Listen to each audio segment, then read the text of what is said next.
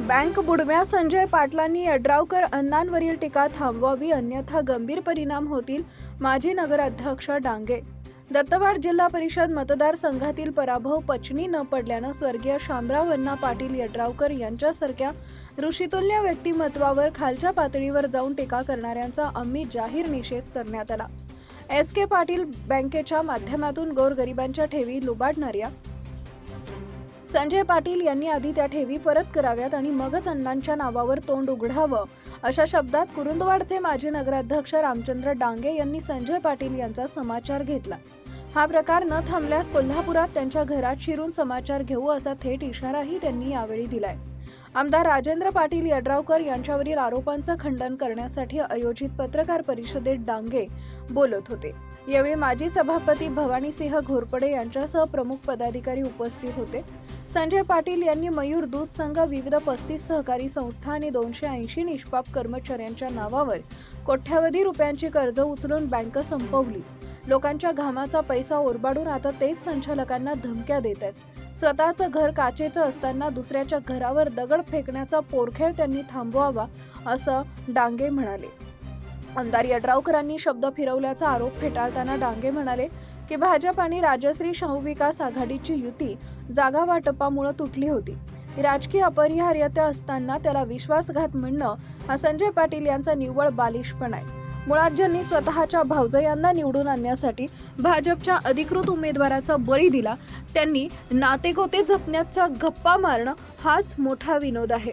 काँग्रेसचे शहराध्यक्ष विजय पाटील आणि त्यांच्या नगरसेवकांनी विकास कामात टक्केवारी मागितली होती, मात्र यड्रावकरांनी त्यांना चपराक लगावत पिटाळून लावलं, असा खळबळजनक खुलासा डांगे यांनी केलाय. माजी सभापती भवानीसिंह घोरपडे यांनीही विजय पाटील यांच्या धमकीवजा भाषेला प्रत्युत्तर दिलंय. आम्ही केलेल्या विकास कामांमुळेच जनतेनं तुम्हाला 4000 मतांनी पाडलंय. आम्हाला धमकावण्याचा प्रयत्न करू नका, जशाच तसं उत्तर मिळेल, असं घोरपडे यांनी ठणकावून सांगितलंय. काढायचे झाले, अजून बरंच काढावं लागेल. 11 तू आता एक संस्थेवर कर्ज टाकलाय, ते एक मी सांगतो. मग पत्रकार बंधूंनो, त्यानं मयूर दूध संघाच्या नावावर 11 कोटी रुपये कर्ज टाकलाय. एस.के. पाटील बँकेचं मयूर संघाच्या नावावर 11 कोटी कर्ज टाकलाय, ते थकबकीत आहे. त्यानं शेतीमाल प्रक्रियेमध्ये जवळजवळ 1.25 कोटी रुपये टाकलाय. त्याने म्हणजे ह्याच्या आणि इतर वेगवेगळ्या टोमॅटो फेडरेशनवर 60 लाख टाकलाय. सहकारी संस्था 35 त्यानं 35 संस्था रजिस्टर केलाय. सोयाबीन प्रक्रियेच्या नावावर 35 संस्था रजिस्टर केलाय. त्या 35 संस्थेच्या नावावर 3.5 कोटी रुपये त्यानं त्याच्या नावावर आपण पैसे उचललाय. 280 कामगारांच्या नावावर टाकून त्याने पैसे उचलले.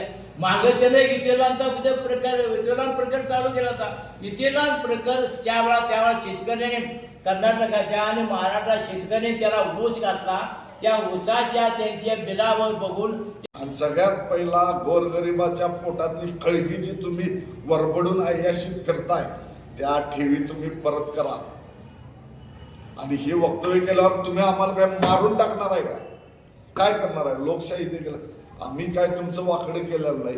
तुम्ही आमच्या संस्थांच्या वाटणीच्या ह्याच्यावर बोलायला लागलाय. कुठनंही कोण. माझा जन्म दत्तवाडमध्ये राहिलेला आहे.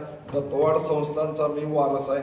सुप्रीम कोर्टचा वाटणीचा निकाल तुम्ही बघावा आणि आमच्या मालमत्तेचं आमच्या ह्याचं ते बघावं. आमच्या बहिणींना विचारावं, धुळ्याला तुमच्या मालमत्तेवर काय आम्ही जगतोय काय बघावं. आम्ही काय असं चोऱ्या केलेल्या नाहीत हो. घामाने शेती करून जगतोय. 2 घास खातोय, ते कष्टाचे घामाचे खातोय. हरामचं खात नाही. हरामचं खात नाही, कष्टाचं घामाचं शेतीचं खातोय. आणि कधी कमी पडले तर मालमत्ता विकून जगू आम्ही. तर हरामीपणा करणार नाही. आणि मान मर्यादा तुम्ही उल्लंघलेल्या आहे. तुम्ही विकास काम करा आणि निवडणुकीला सामोरं जावा, त्याच्यावर तुम्ही काम करावं. काय तर धमक्या देत बसणं, ज्येष्ठ नेते शामराव पाटलांवर बोलणं. राजेंद्र पाटील काय आमचे घरचे आहेत, त्यांच्यावरही त्यांनी बोलू नये. संजय यड्रावकर साहेब आहेत, ते बी क्रियाशील आहेत, अनेक सार्वजनिक कामात असतात, त्यांच्यावरही बोलू नये. तिकडं आमचे मोठे पालक आहेत, प्रकाश आवाडे साहेब आहेत, कल्लापन्ना आवाडे साहेब आहेत. त्यांच्यावर मी तिकडं वरवंटा तिकडं, अरे काय त्यांचा संबंध आता दत्तवाड मतदारसंघात बोलण्याचा? त्यांच्यावरही बोलतात. मी कोणाचं नाव घेत नाही, पण ज्यांनी बोललं त्यांनी आपली मान मर्यादा राखावी, आपली पात्रता तपासून बघावी. गोरगरिबाचे पहिला मालमत्ता जी तुम्ही हे केलेलं ती पहिला रिटर्न करावी आणि मग बोला. आणि हे मी वक्तव्य केल्यावर ह्याच्यावर काय करणार आहेत आम्हाला, ते काय करणार आहेत बाबा? आम्हाला काय तर वाईट वेडवाकडं झालं तर ते वक्तव्य करणाऱ्यांना तुम्ही जबाबदार धरा.